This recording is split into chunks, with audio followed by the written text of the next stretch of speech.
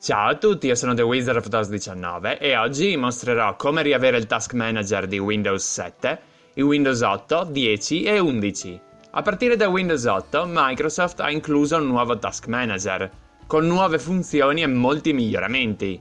In seguito è stato rivisto totalmente con Windows 11, a cui ho dedicato un video tempo fa.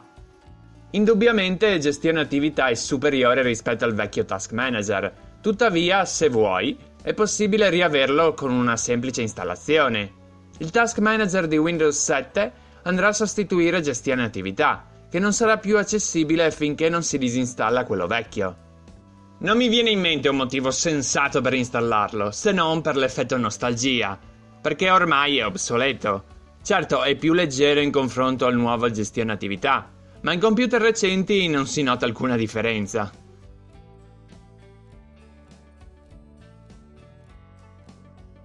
Puoi decidere di installare anche l'originale configurazione di sistema, che visualizzava nella tab Avvio i programmi ad esecuzione automatica. Questa sezione è stata spostata in gestione attività, in app di avvio, e non è presente nel vecchio Task Manager. Configurazione di sistema è ancora presente in Windows 11, ma nella tab di avvio rimanda a gestione attività.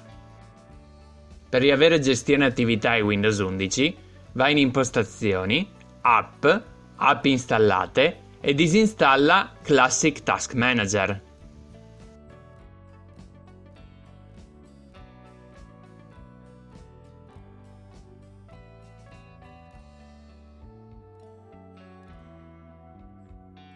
Fatemi sapere quale Task Manager preferite nei commenti e alla prossima, ciao!